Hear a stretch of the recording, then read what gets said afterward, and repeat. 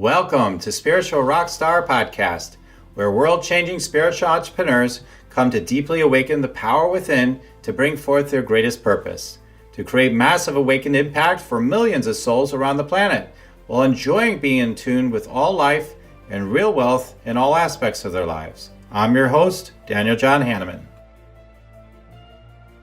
Hey, welcome everybody to another Spiritual Rockstar Podcast show. I am just so grateful to share with you. We've got somebody who he just is able to tune into and analyze things and be able to pinpoint all the information and wisdom and nuggets that you need, and in a holistic way that we are taking care of ourselves and taking a look at all aspects. How does your immunity maybe affect your mental health? How does your mental health maybe affect your immunity? How does your spiritual connection maybe affect like how you're showing up in your life, and therefore your energetic life force and your fulfillment in life? And then how does this work with this and that? And there's so many different angles and ways we can play with this, and that's what it's all about. A lot of play, a lot of cool exploration today with my guest, Oliver. So Oliver, I'm so grateful to have you here today. Thank you so much, Daniel. What a wonderful, wonderful introduction. And I can't wait to discuss this with you. I really can't. Awesome. Me too. I can't wait to get into it. Do you want to meditate and make money? Let it be simple. Let it be easy. Let it be fun. Go to yoursacredpurpose.com and get your free Meditate, Make Money meditation today. So Oliver Rolfe is founder and CEO of Spartan International and focuses on life and career guidance and global equities and investment banking recruitment. Oliver studied accounting and finance and started his career within a leading global accounting firm. Oliver then sought out a new challenge and moved into the executive search arena in 2003. Oliver has spent over 20 successful years specializing in mid to senior level individuals with outstanding track records in global equities. In 2010, Oliver founded Spartan Partnership and later Spartan International Executive Search, which is a global equities investment banking executive search firm. In 2019, he published his first book, Survivor's Guide to Your Career Today, which is the must-have career guide. And his second book now, that we'll be talking about probably even more today, is the Holistic Guide to Health and Wellbeing Today, which was released November 2022 and reached the top 50 best-selling books on Amazon. Yes, Oliver has also been published in the New York Times, Bloomberg, the Trade News, Euromoney, the Gulf Times, and many other global publications. Oliver and Spartan have a daily blog that receives hundreds of thousands of individual views per month, a newsletter reaching thousands, and 21,000 social media followers, and a Spartan YouTube channel as well. His mission has always been to assist people becoming the best they can achieve to be. So with all that being said, Oliver, yeah, I'm so grateful for your journey and the challenges you've faced, and also all these significant accomplishments career-wise, etc. And then there's the deep sense of realization that you've been it's been unfolding for you throughout this entire journey ultimately. So I'm looking forward to talking to you about this. So given most of our guests are not with the sort of background you have, you even being active in those things still, maybe it's part of their past, but maybe not part of their current. So it's kind of interesting to me, like some of the background you have and what you're doing now. So it's a little bit different. And I guess what I'm wondering about is, given the industry that you've been working in all these years, I already know what some of the reasons why you're doing what you're doing, but I don't know all of it yet. But tell the audience more about yourself in terms of what prompted you to start writing career, things around career and holistic health and well-being, etc. Like what led you to, doing this work? It's a very good question, and there are probably a number of different answers, to be completely honest, Daniel.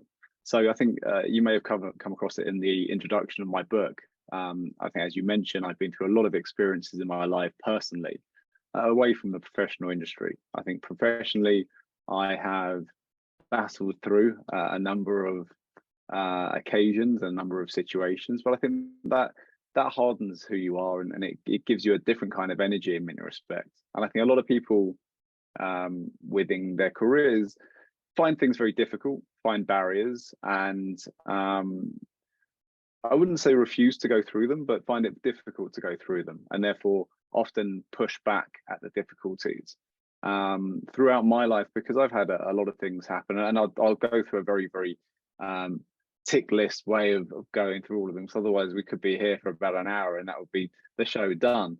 But the long story short, so early in my life, I think by the time I was 5 or 6, my parents got divorced, something a lot of the Western world unfortunately go through. But that divorce in particular had a big effect on my family. So my father had a couple of nervous breakdowns, my brother was in rehabilitation, my sister was suffering from food addictions, and both myself in that time period between the age of 6 and 16, I had 45 operations in my lifetime as well.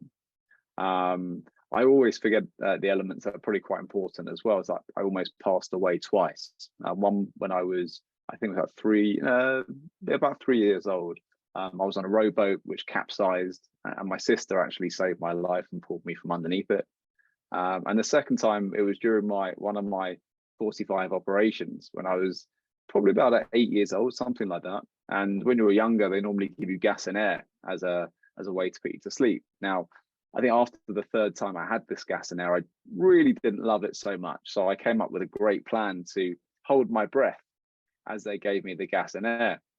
However, this time, rather than putting a pipe near my face to breathe in, they put a mask on my face. So unfortunately, what I ended up doing was taking a huge gulp of this gas in, knocked myself out. And my mother, who's in the room with me at the time, just said, I think she said to the anaesthetist, why is my son turning blue?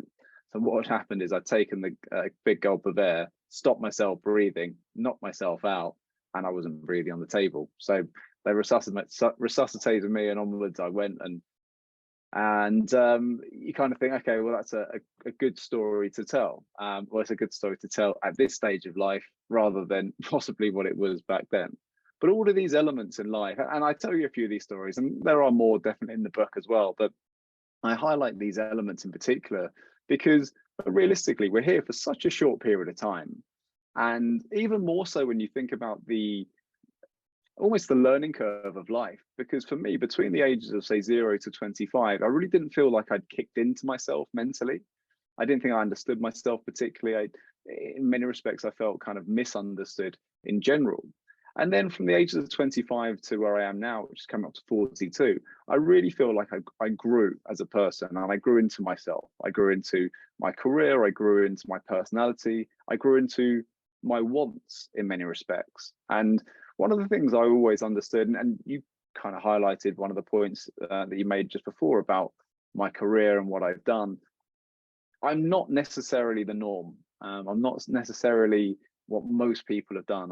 I've kind of had that throughout my life, really.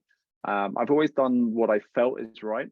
And I think feeling is very important. Feeling is a subconscious telling you and guiding you where you should be going. And I've always felt I was very well in tune with myself, and certainly in this point of life as well. But the reason why the first book came out, which is just above my shoulder on the right, or actually depending which way you're looking at me, but the blue book, The Survivor's Guide to Your Career Today.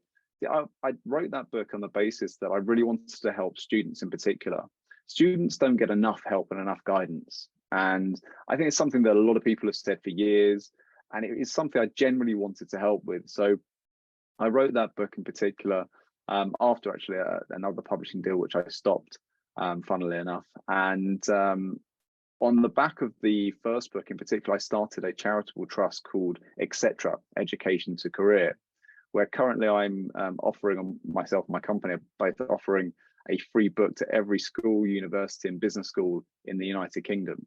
And that will hopefully grow and branch out to make sure that we are doing the right things by our children and by the students, because realistically, there's so much we're not teaching them, especially when it comes to careers, because it is a big, wide and daunting world out there. And unless you have some guidance, you just don't know. So that's why I wrote the first book in particular. my recent book, which I'm generally so proud about, it has received very good reviews, but the thing for me is it's the connection of the book that's so important. I want this to really connect to a wide audience, not because of me, but because I believe it can help. Everything that I do is there to help others. And funnily enough, all the experiences that I mentioned, I always felt that when I was going through them, that the experiences weren't just for me, but they were for me to understand, for me to learn, but also to try and pass on that information and that knowledge to others, which is why the Holistic Guide to Your Health and Wellbeing today, and this is my personal copy with my notes in the side and everything, which I use. I do think it's fantastic. Forget that I wrote it. And the reason why this book came about in particular, so if I get this right, about 11 years ago now, I slipped a disc in my back, which was roughly about this side. And that one slipped disc went on to 7 damaged discs and a spinal diagnosis called ankylosing spondylitis. Now, ankylosing spondylitis is an inflammatory disease of the spine. So left untreated, effectively my spine would fuse and I wouldn't be able to walk. So needless to say, when you have that diagnosis, your mind changes and what you can do changes as well. I used to be heavily active in soccer. I used to play at least once a week, if not more, especially when I was younger. And to have that automatic disconnect from, one, the sport that I love, but two, most kind of physical activities was a big mental hurdle for me to get over. And actually, I've always been involved in the spiritual world in one form or another, whether it's meditation or spiritual circles. And I connected with what I would call my spiritual mother, someone who really guided me, really helped me into another spiritual circle. And from that moment, it kind of reconnected me to myself again. And I felt that my path was very obvious in terms of where I was going, what I needed to do, what I needed to learn. And realistically, the Holistic Guide to Your Health and Wellbeing is not just about my experiences. It's not just a case of, oh, I did this and I did that, so you should do this and that. It's not about that. It really is almost an encyclopedia of health, whether it talks about the right foods for your immune system or the vitamins for your immune system, or whether you're talking about the physical and mental health, or the chakra versus the physical, or the emotional that connects to the physical and the mental. All of, as you said at the beginning, all of this is connected. All health is connected. And the other thing which is wildly important is that, wildly important to remember, is that all health is individual. There is not one health that fits all. Your health is different to my health. Yes, we have the same organs and we have the same types of blood running through, but even that, you've got a different type potentially to what I've got. And, you know, there are DNA history, which is probably as important, if not more important to health than anything else. And these are the things that I try and encourage people to look at, to review, and also to take on to their own knowledge base, really to go, yep, this works for me. No, that doesn't work for me. That's not who I am. Yes, this is very interesting. I didn't know about that, which is why I talk about numerology, something that people would go, well, how does numerology come into health or well-being? Well, it is a phenomenal tool to understand self. And that is key to whatever you're doing in life. It is self-awareness. And that is one of the big highlights of the book. And for me, what is exceptionally important for everyone. Yeah, I think that's really the what is well-being, you know, like that is even a question. Well, what are we talking about? You're not in a hospital bed, you're not like with chronic diseases, are you, you know, what? So I'd like to even ask you that question. What do you consider well-being? Well, well-being is the whole, really. It's not just looking at, say, that one aspect. And it is almost learning to be kind, not just to other people, but to yourself.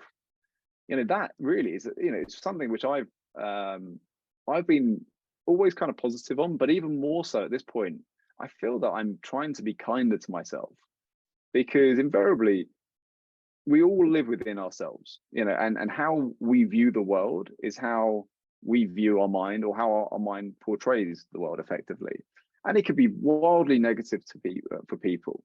But for me, I'm very aware, as I mentioned, that this is a short life. I'm very aware that it could be taken away at any moment. And I'm very aware that if we don't do what we want to do now, we may never get the opportunity. So just that in itself is a very good starting point of how I look at life. People say, well, how do you look so far down the line and how have you done so much and blah, blah, blah. Yeah, I've always said the same thing. I don't feel like I've done that much. I just think I've done what I wanted to do. And it sounds quite selfish, but that's kind of the point of your journey, is that you do what you feel you want to do and you want to achieve. And, like many people have said before, we are the directors of our life. No one else directs us where we want to go or what we want to do. Yes, we all need to make money to pay the bills. That is something which we have to do. However, no one tells you how to do that. No one tells you there's right and wrong. We understand that there are legal boundaries and laws in place to make sure that we don't cross the line. But barring those elements, you have the opportunity to live your life and do whatever you want, which is why, I'm in a job where I connect to people. That's basically what I do. My life is about connection. It's about understanding. And the same way as I'm trying to deliver different messages, whether it's career or health and well-being, we're doing the same thing when it comes to the banking industry. We want to give people that knowledge, that understanding, and give them the ability of awareness. So well-being for me is the whole, really. It is the whole. It's making sure that most people would say wellness is more about the mental and say emotional side of your body rather than the health, which people clarify as the physical. I really generally see the health and well-being as complete holistic health, and therefore having a completely rounded way of living, way of life, a structure. Sugar, for example, this is a slightly wayward topic, but sugar, for example, Daniel, most people would consider that as a sweet treat, something to have in a sugar or a coffee or an afternoon. But sugar is probably one of the most addictive substances on the planet that people just forget about. And alcohol's been around since, well, forever almost. And alcohol was legalized early. If it was coming out now, would it be legalized? We don't know. Because things are there, it doesn't mean that they're good for us. But for example, if we talk about foods, for me in particular, I'm not a huge sugar fan. I never have been. But if you went into to any supermarket and the middle aisles, the ones that don't touch a fridge, those are pretty much the ones you don't want to go near, because they've got preservatives, because they've got additives, because they've got sugars, because they're not fresh. Realistically, we know that the energy source that we have on this planet is the sun. The sun basically grows the fruit and vegetables and has that energy. So the fresher you can have, the more energy, more vitamins, more nutrients you're receiving, which is why people talk about organic fruits and foods, because it has less pesticides. Pesticides are bad for your body. There are so many different elements to look at, and you can drive yourself mad, to be completely honest. And it's making sure you have a balance between one thing and another. And, people have lived for a long time without caring about this. However, I think we're in I would say a more forward world where there is a need to produce more. There's a need to feed more. And then because of that need, we often rush the processes, which means a highlight for pesticides and different elements as well. So it really, coming back to your main question there, Daniel, it is about the whole and looking after yourself in all angles.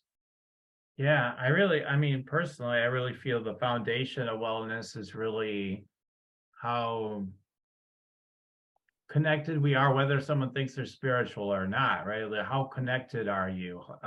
Meaning, how connected are you with the life force of life itself? How connected are you with that? Because that's a huge part. How clear are you about the life you're living and the intentions you're carrying in your life? Like that can make a huge difference in wellness. Like not that long ago, just several weeks ago, actually, I was having issues with sleeping at night. And, before, while I was struggling with it, I started things picking up at work and, business and things and all sort of thing. It was making me more restless. So I was like, okay, I'm having this issue. Well, let's solve it. I know how to solve it. We'll just start going to the experts and see what everybody's saying. I'll, start going down that path and talk to my doctor about it and everything. Everybody had ideas. go look at the sun, stare for it at the beginning of the day, get outside, look at it for 5 minutes directly, but don't hurt your eyes. Another person says, no, you just need an hour out there walking around out in the sun. That's going to help you. It sets the circadian rhythms and all this stuff. No, just don't drink anything at night. Then you won't wake up in the middle of the night. Another one says, make sure there's not even one speck of light anywhere in your room, because even that is like triggers danger alert in your brain, and like it could wake you up, and even subconsciously you'll pick up on it. Another one, I could go on and on forever. I could go on for 10 hours almost. It feels like just with sleep, like all the rules, all the concepts around sleep. And the more I got into it, what happened in my mind is I just got more anxious about getting everything right, and it actually made it worse ultimately. So it's like, what I found, the number one thing that helps me to sleep fine, beautifully each night now, is simply my saying, like, I'm going to sleep well. And I'm just clear. I'm just so uber clear about it that it happens. So what I've realized is, like, all these things can be good. They can maybe be helpful, but if you're just not fundamentally like just clear about the, like you're saying, with the wellness aspect of how you want to live your life, how you want to feel, the rest may or may not, yeah, I'm sure it'll help you, or to shift these other things, sugar and all this other stuff, but it's not probably the number one thing, in my opinion. Like, who knows what the number one thing is always, but I think that that's been my take on it. It's about how much vital life force are you experiencing as a result of all these things you're talking about. And that's what creates the sense of well-being, is just my opinion, my take. And foundation is really like intentionality. It seems like is huge, in life, and so many other factors. But I just had to share that, what I dealt with that particular well-being aspect. It's like, I just had to say, because there was some sense I have to be up, I have to keep working. So that's what kept this restlessness going. And if I'm like, no, I totally, no, it's not negotiable. I'm sleeping well at night. Like I deserve that. I need that, and once I got super clear and got that into my subconscious mind, then the whole thing was resolved. So I think, there's different, I think, that is one of the most powerful approaches. Yet I'm constant. I'm a big nerd for all the science behind food and what it does and everything. And then but then you hear all these different opinions, and not everybody's on the same page, and it can be a confusing world, can it not? I'll just leave it at that and let you respond to all that. No, you're absolutely right. This is why I try to break down as much of this information as possible, because there is so much. And where do you go to? Who do you believe? And therefore, I went through all of the scientific research. I went through a huge amount of research across every single metric in the book to try and highlight really what is the most uniformed answer, the most structured answer, taking out the things that are on the peripheries, because peripheries, not that they're wrong, it's just that for the whole, it's unlikely to be for everyone. Therefore, if you have a look at the main circumevents of sleep, for example, so the psychologist David Moxon, who I work with within the book, actually did a huge study on sleep, which was unbelievably useful. But sleep, for example, they say sleep in a cool room, which is, I think it's like 15.4 degrees Celsius to 19.6 degrees. Now, maybe it's just like less, 19.2 degrees Celsius with a completely darkened room, which basically makes a lot of sense, because the pineal gland, which is the third eye and the sixth chakra, is an energy transducer for heat, temperature, and magnetic energy, or sorry, for heat, light, and magnetic energy. And therefore, it makes sense that your circadian rhythm would be triggered by light, noise as well. Sleeping in a quiet room is always a good thing. And those are really the tick box exercises of sleep. Now, there is loads of things you can do before, which then, as you're absolutely right, you shouldn't really have the dairy, you shouldn't really have sugar, you shouldn't really have too much alcohol, or any alcohol before bed, etc., etc., etc. But then I think that comes into the element of nutrition rather than just specifically sleep. And then you're absolutely right if you talk about your mind. What is your mindset? Is your mind racing constantly before you go to bed? Have you calmed yourself down? Have you given yourself a minute just to sit and relax. And look, for me, one thing, I'm not a huge TV guy. I love staring at the stars. If I was probably in a warmer climate most of the time, I would be literally out there constantly. That's a most calming element for me. It really relaxes me. It's beautiful to watch, and you can see some generally quite amazing sights in the sky, spiritually or otherwise, because it really is quite an amazing thing to watch. But if you're watching TV at night, you could be watching things that, yes, your mind is racing, but even with the circadian rhythm, we've all done it before, where you've watched a film and you're tired and you think 10 o'clock at night, I'll watch it for an hour and I'll be in bed soon. And then 2 o'clock in the morning, you're finishing the film because you're wide awake, the light's blaring in your face, and you suddenly realize that 1, it's 3 or 2 o'clock in the morning. 2, I need to be up early. 3, I now need to get myself into a mindset of sleep where my mind is thinking about this film or whatever it might be. And that becomes difficult. So it is, again, it's looking at the whole, but also at the individual. And you are absolutely right. Just by going, do you know what? I'm going to have a good night's sleep. I'm refreshed. I'm going to wake up refreshed and relaxed and ready to go. And if you said that to yourself every single night before you went to bed, you would categorically start to have a better sleep and wake up more refreshed, which is why they always say, if you pray or meditate, in the morning and the evening is a great time to do it, because it's that repetition as well. And I've always done that. Prayer, I always do it in the morning and in the evening, whether it's a prayer or whether it's repetition, whatever it is, it's reversing where you want, or it's enhancing and being clarified to where you want to be, what you want to do, and ideally how you want to do it as well. Right.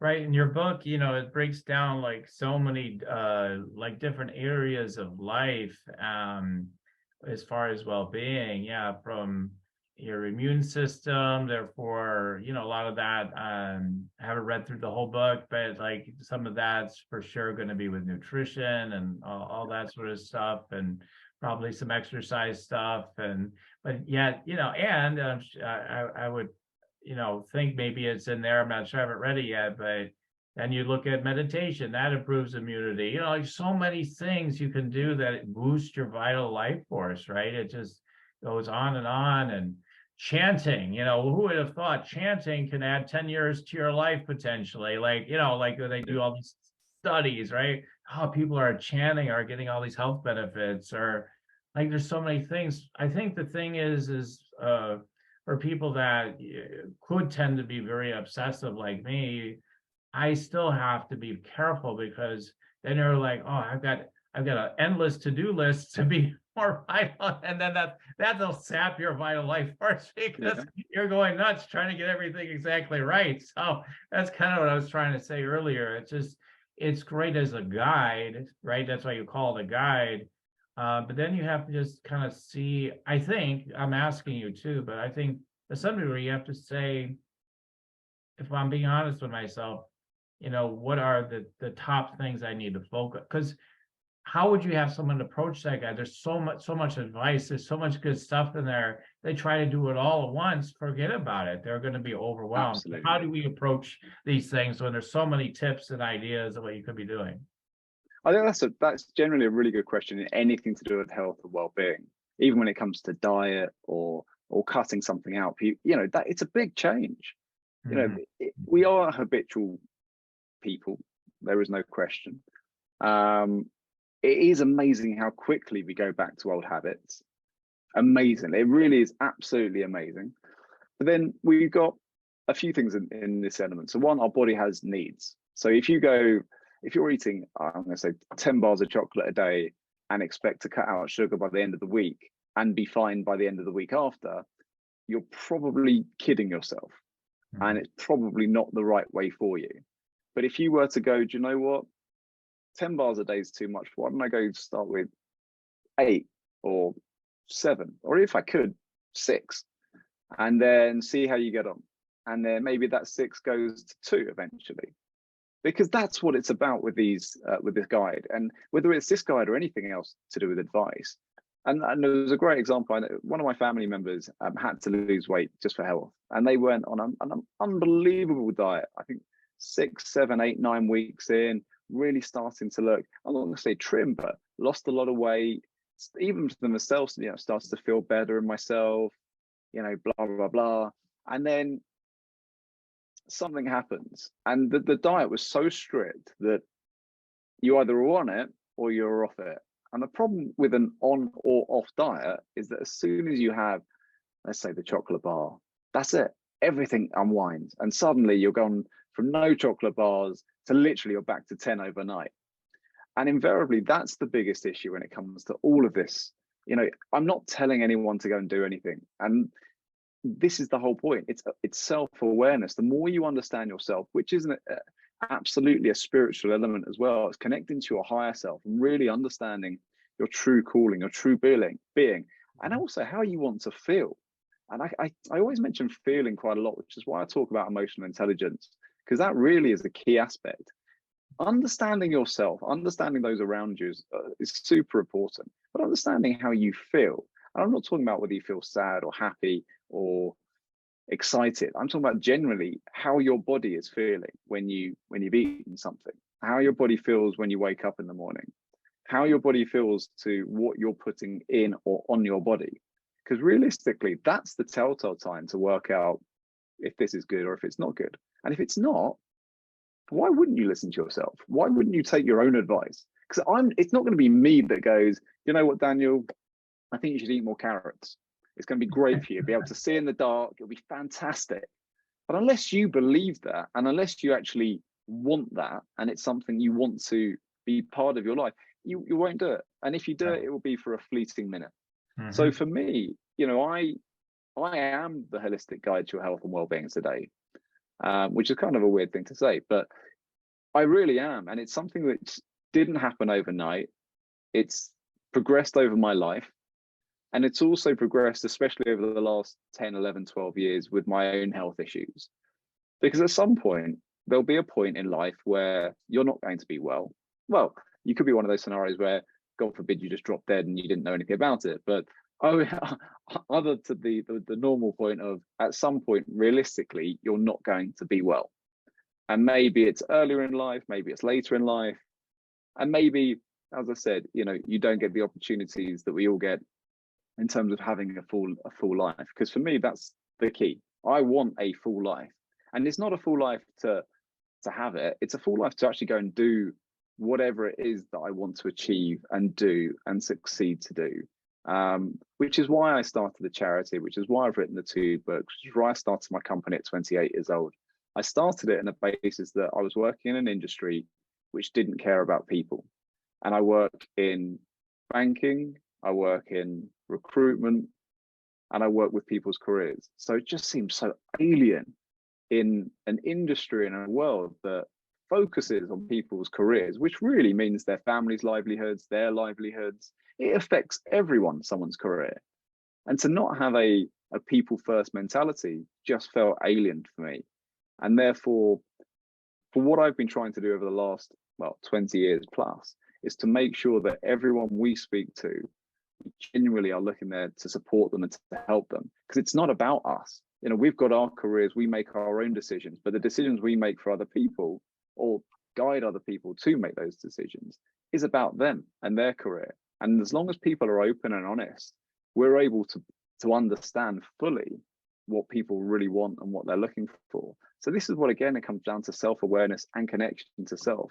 And this is why, Daniel, you know, I mentioned quite heavily the chakra system. The chakra system is something that most people would go, oh, it's too woo-woo and it's a bit out there and I don't know what it means.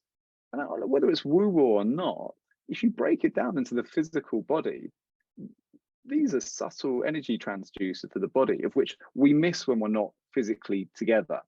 This is when someone walks into a room, you can feel someone's energy or aura. You know, these elements seem far out there, but they're generally not, even on a scientific level, which is what I look at with everything in the book. Not just if there's anything spiritual, I will always look at the scientific research behind it, so you can actually understand it as a level. Most people go, energetic body, I don't understand what you're talking about. Of course we're not energy. Well, Your brain is a hotbed of electrical activity. You've got wires, electrical wires in your millions, billions of electrical wires in your brain. Your heart is being pumped around by electricity. The MRI scans you go and utilize, or the ESG machines that you go and utilize, are there to register and acknowledge what your electrical being is doing.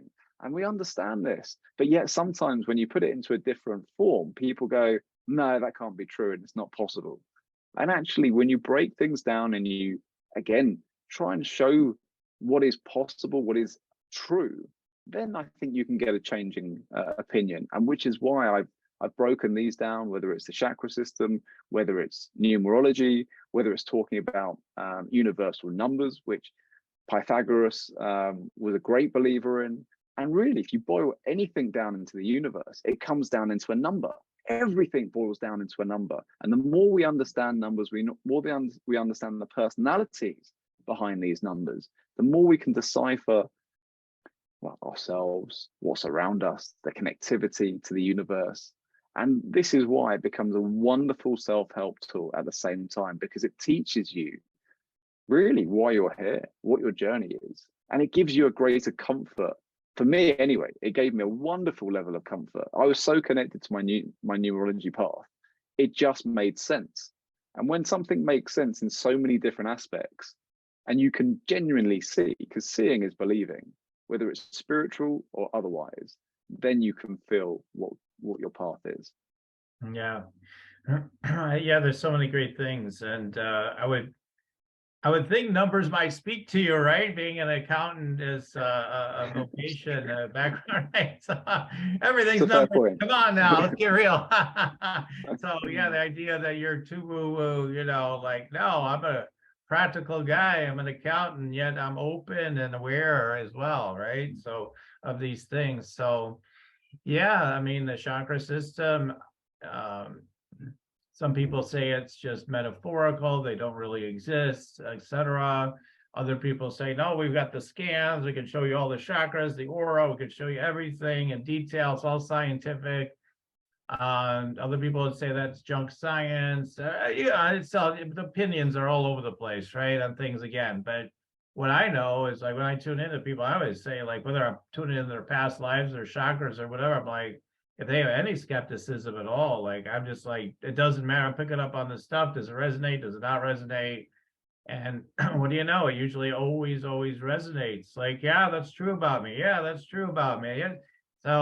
So yeah, there's something to it, right? And usually when people get numerology done, or they do other things, the Enneagram, or human design, or all these different systems out there, people, your hand analysis, I just got that done again recently, and wow, all these things are resonating, because there is, like, in your fingerprints, in your lines on your hand, the way your hands are shaped, it all reflects you, reflects your consciousness. They could look in your eyes, they could look at your face, they could look at any aspect of your body or being and find everything, right?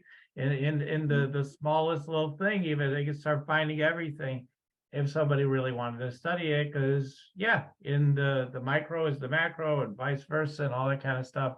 Absolutely, it's all interconnected. So yeah, that's what I love, is that you take it from many angles. And you got one of my favorites in there, with Eckhart's in there. You got Don Miguel Ruiz, which I forgot he actually came up with the 5 agreements later. I was like, 5? Oh yeah, that's right. They came up with a revised version. And so I love all that stuff. All that stuff is so vital to our health and well-being. I mean, they look at the blue zones even for health. Like, hey, look at all this stuff. What do they got? They got purpose. They're moving. They're eating, fresh food. They're eating healthy food. And then you got somebody like a Dr. Gundry. I'm not here to slander him, but they'll say, well, you got those leptins in those beans, though. I don't care if they're eating them in the blue zones. But but it's the way they prepared them was better. Or I'm like, I don't know. Like, I got other experts saying people eat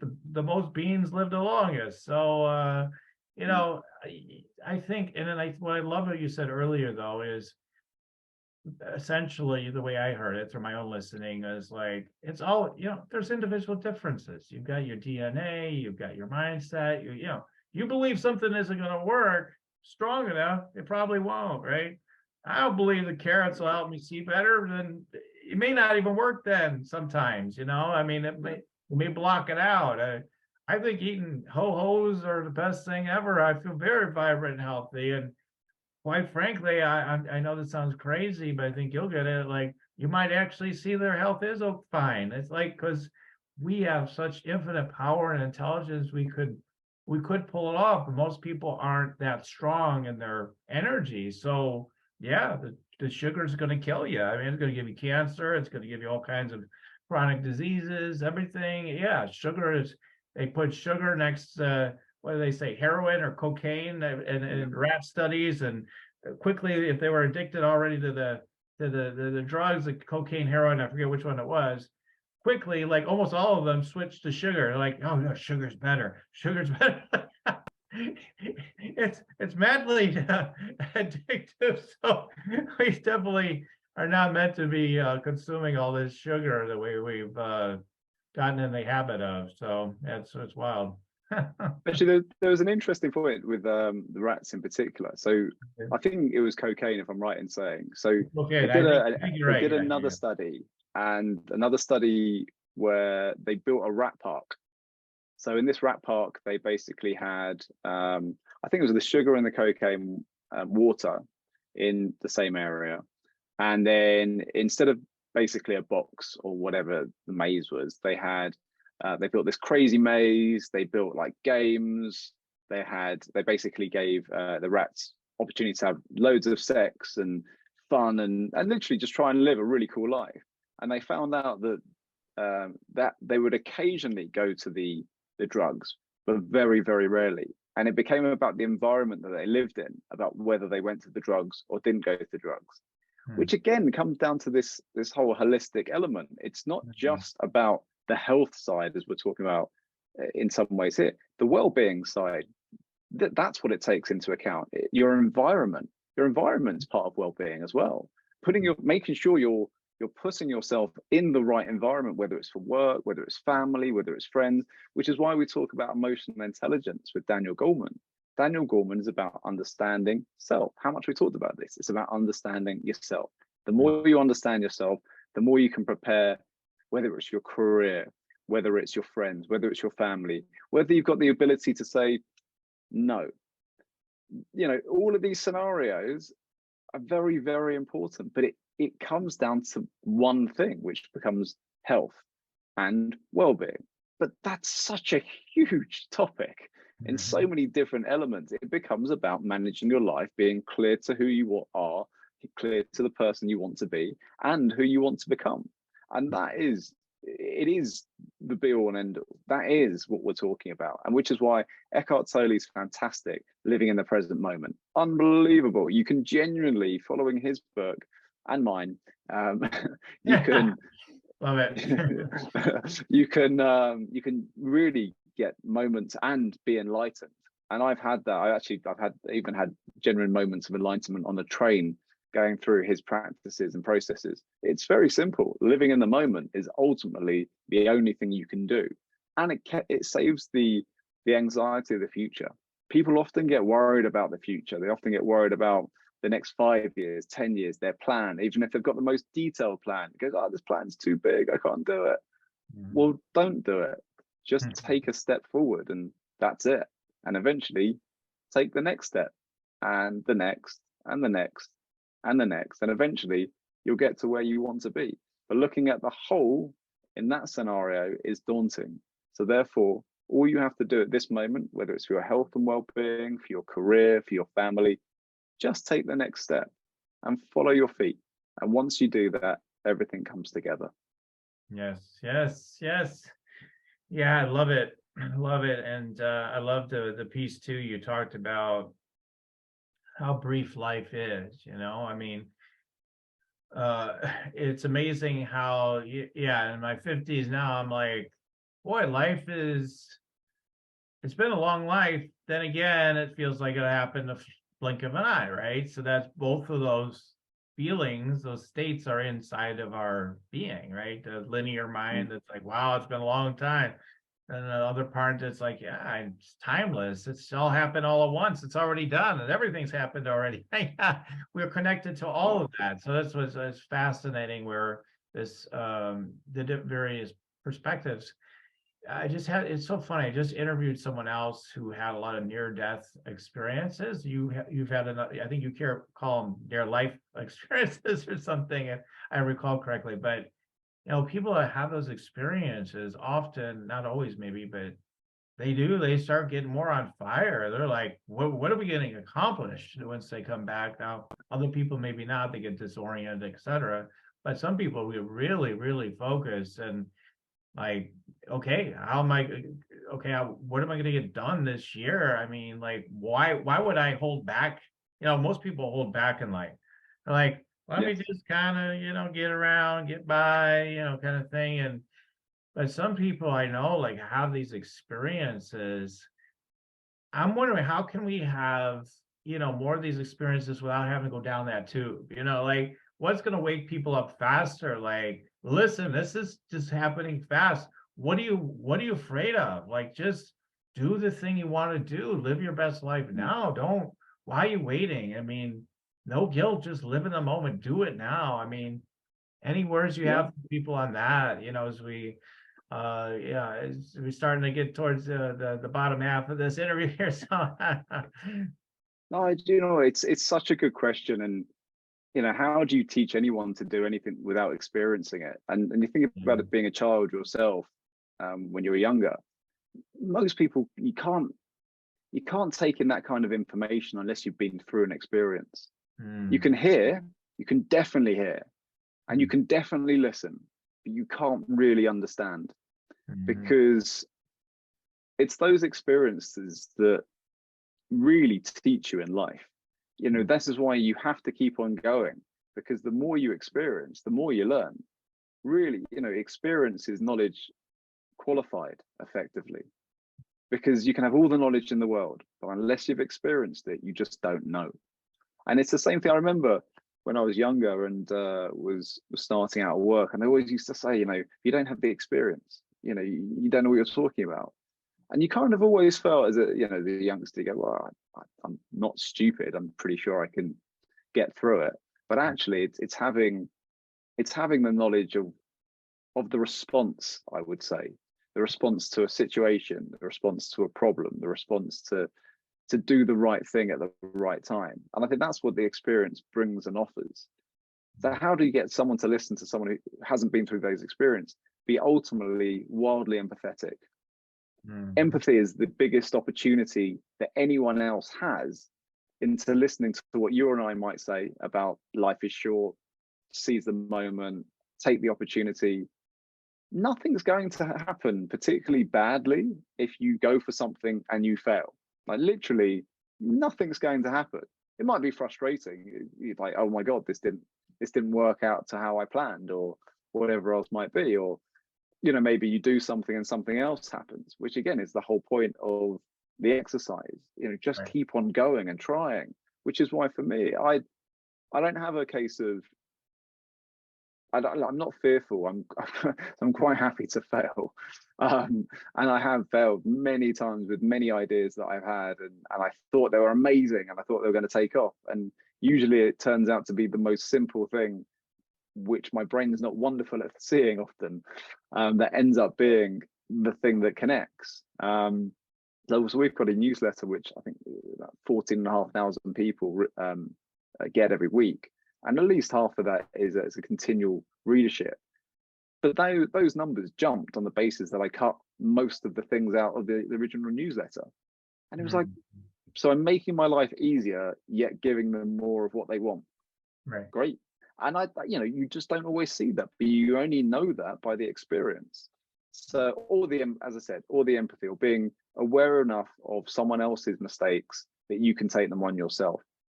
Again, it's very, very hard. So I would go back to the basis of either be wildly empathetic, be confident enough, but actually it's just enjoy life. Enjoy the experiences. There is no bad experience. That's another thing I would say. There is no bad experience. There are tough experiences and very tough experiences to go through, but no experience is bad, because we're here to learn. Spiritually, we're here to learn. We know this. We are very aware. Why else would we be here? We're here for our collective consciousness. We're here to help other people. We're here to guide, but we're here to learn for ourselves. And the more that we learn, the more we take back, the more we grow as a human race. I think that is the ultimate key. But if you're not going out there and putting yourself out there and staying at home and, you know, doing whatever you shouldn't be doing effectively, then you're not fulfilling yourself. And unfortunately, that's the biggest difficulty that people are facing now. They're actually not fulfilling themselves. And by listening to yourself, again, going back to the self-awareness, by really understanding what it is that you want to do and achieve in this life, will actually get you to where you want to be. It will find your happy place. And yes, there's anxieties and worries and whatever else, but that is life. That is the life that we are, especially in the Western world. It's a very tough world. It's driven by money. Without money, I think there would be a lot more freedom. But we are where we are, and we live in the world we live in, and therefore we must adapt to it the best we can. As people have often said, we are spiritual beings living a human life, and therefore there is a balance between our spiritual self and the human life at the same time. Right. Wow, well, we can keep going and going on this one. So many more things. What I'd love for you to do is to share with people about the book and where they can, get the book and where they can reach out to you and connect with you more. So the Holistic Guide to Your Health and Wellbeing Today, it's available in every good bookstore. If you want to make your life a lot easier, it's sold on Amazon. It's actually sold globally as well. So every country should have it available. But Amazon's usually the easiest place to buy it. And it's usually also the cheapest for you guys as well, which I probably shouldn't tell you, but it is absolutely true. So if you want to get hold of me, there are a few ways you can get hold of me. But LinkedIn, I'm always on. If you type in my name, Oliver Rolfe, I will pop up there. My company is Spartan International. So please reach out and follow. Additionally, if you do want to send me an email or get in contact, you can do so by sending an email to info@Spartan, SPARTAN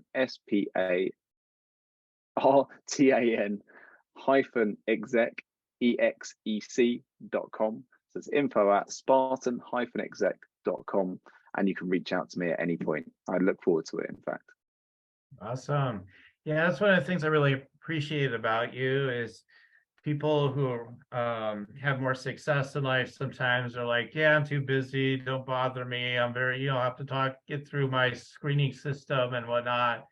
And yet I've met, so many people that have accomplished so much that also are the opposite. I remember I had Dr. Bernie Siegel on some of my programs in the past, and I thought, well, God, when I was a kid, I was seeing him on TV and stuff, more or less. And I don't even know if he's with us still, but he even put in a vote for one of my books that I was looking to get published and stuff. I was a part of a contest. Like, he's so gracious. Like, he just you can just literally call him up anytime. And I just thought that was so remarkable. It just shows that he's somebody that, not to judge others, but he just really gets it. It's about love. It's about giving. It's not about, I'm so important, just get off my lawn, maybe if you're important enough, I'll talk to you. So I appreciate that about you. I just want to reflect as we're wrapping up, really love that point you made about being wildly empathetic, because there's a lot of people are coaches, healers, guides, other people with different, similar subjects, but totally different subjects as well. That sometimes all of us as experts in our particular field, sometimes we run into a sense of frustration. Why don't they listen to me? Why don't they get it? Why? Because we've gone through the trials, we've experienced those fires. And so, yeah, we've learned to know better, but maybe they don't, maybe they'll listen sometimes, but sometimes they need to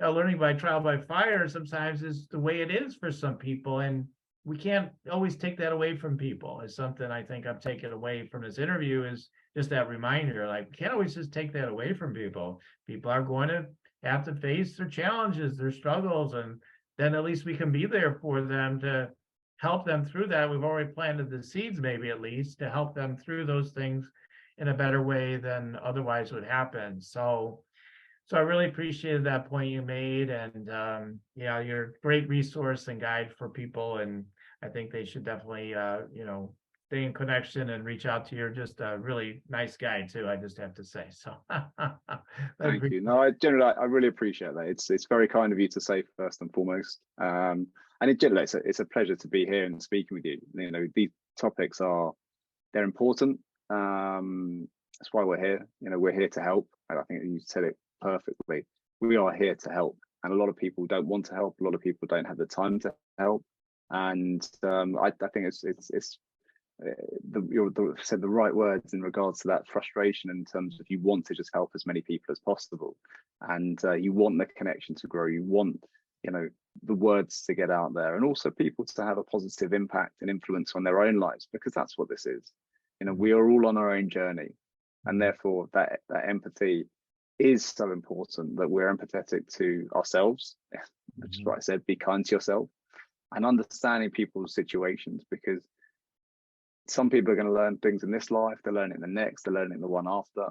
But the quicker we can learn, I genuinely feel the better it is for everyone, and also for our families. And it's constantly being aware of yourself to let yourself learn.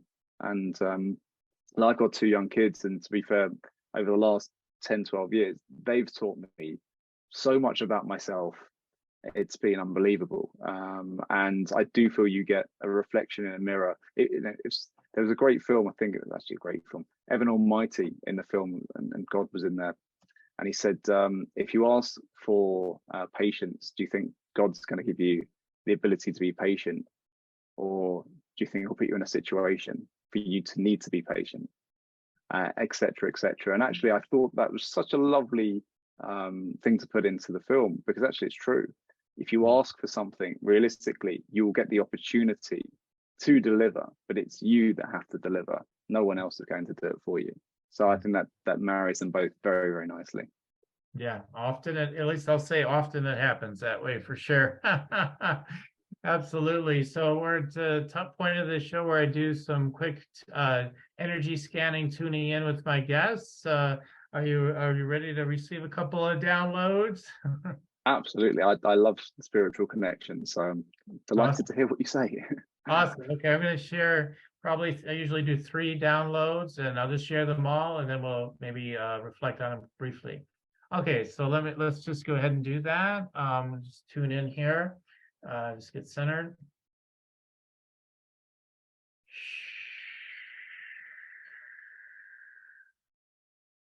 So they're showing me as a virtuoso, kind of like guiding and leading, and people like you know where the notes are supposed to go, and we're so you're good at So it's the idea of being good at organizing teams and getting them to work at their highest level and potential, of course, in a fulfilling way for everybody, ideally, obviously, and you bake that into the equation. So yeah, you're good at pinpointing like where the energy isn't optimal, and you've got a good way to approach and to optimize those situations strategically and energetically. So you could really do this for other organizations. Maybe you already do that in that regard. So I really see that. So where's the holistic harmony? That might be a good buzzwords to use. Where's the holistic harmony for the organization that produces the highest well-being and therefore the highest results for that company? Okay, so let's go on. Let's see what other downloads we have coming through.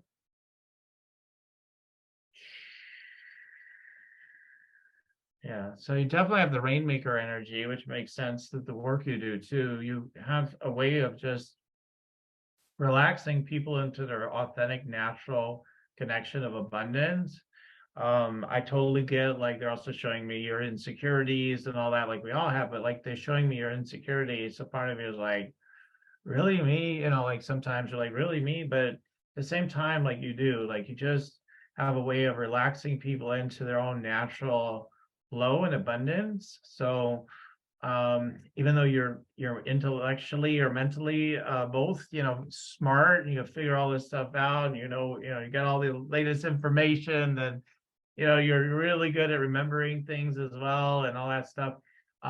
You're very good with all that, the usual, but like you've also got a rainmaker energy where more times than not, like when you're working on someone's behalf, um, things will go really well. Like, so somehow everything works out. Even if there's challenges, things work out really well.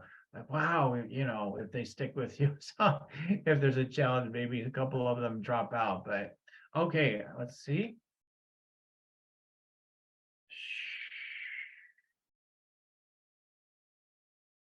Um, Showing me you as a father, just you got that father's knows best kind of vibe.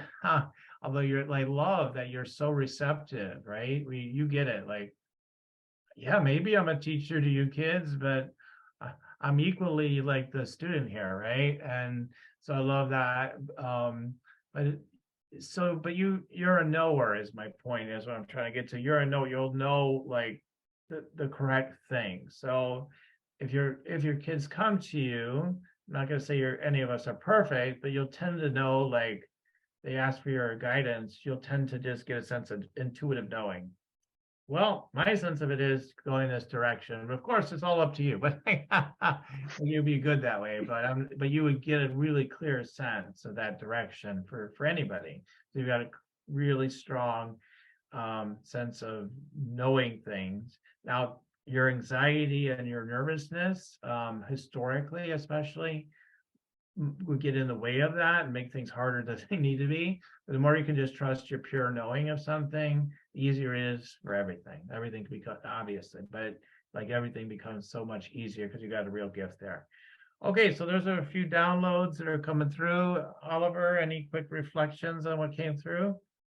No, I love it. I think that was great in a lot of different ways and absolutely right. I'm still learning, I'm still growing, and I'm still developing. So the more that I can do that, the more I hope that I can fulfill exactly what you've just said in literally all metrics of my life, whether it's family, work, charity, people, connection. Yes, it is my life and what I want to continuously do. And please God, touching on the anxiety part, it connects, and it is the right thing to do for others, because that's the thing that counts. If I do it and it's not the right thing and it doesn't connect, then you just don't know. But I believe genuinely, and I will continue doing this, and I genuinely appreciate that. Thank you very, very much. Sure thing, sure thing. If everybody, if you enjoy the vibe of these energy scans and you feel like, wow, that's pretty cool, the things that are coming through, he's sharing with Oliver today, or if you just feel guided, go to yoursacredpurpose.com and go ahead, and if you're ready to rock, I always say, take advantage of my Rock Your Sacred Purpose Energy Scan consultation. I'm going to tune into your purpose, your business, your money stuff, the whole thing. We're looking at your chakras, see what's going on and your overall being, and strategically too. So I'm cool that way. I can look at all the different levels of things and help you to land with where things want to go. And so if you want to check that out, go there. And only if you're ready to rock, you do need to invest in that particular consultation. Go ahead and take advantage of it. Also, there's a free meditate, make money meditation there on my site. It just helps you to open up the energy, the chakras, get your guidance, turn on the energy of connection with abundance, money. And it's just so funny when you just allow yourself to get in that connection, all of a sudden somehow more money's happening, right? So yeah, definitely check that out at the free meditation. Meditate and make money. Start meditating and make money today, as they say, right? Okay, check it out at yoursacredpurpose.com. All right, so Oliver, it's just been such an amazing time together. Do you have any last words for the audience today? I would say, first of all, Daniel, thank you so much for letting me be on your show. I really enjoyed our conversation. I love our connection. I love the questioning as well. I think there's some really great things we got into. For everyone else out there, follow me, continue to follow Daniel. What he does is special, and it's important to appreciate work that other people do, and what you do, Daniel, is fantastic. Your connection to spirit is obviously there. For someone who's been through that myself, and when you really feel it, see it, and believe it, and get the connection, it's a whole different level. But again, thank you so much. For everyone, please look after your health and well-being. You only have yours, so look after it. Nice. Okay, thank you for all of that, Oliver. I'm really grateful for you. Thank you so much for all you've shared today on every level, and I look forward to continuing to be connected with you. So, and to our audience, as well, keep on tuning in. Thank you for listening, and we'll keep on rocking it here at Spiritual Rockstar Podcast. Till next time. Spiritual Rockstar Podcast. Stay tuned for our next upcoming new episodes each Wednesday and Saturday. Please be sure to subscribe, rate, and review to help us to serve you best. As a reminder, you can get your free Meditate and Make Money meditation at www.yoursacredpurpose.com to rock your sacred purpose. Goodbye for now, everybody.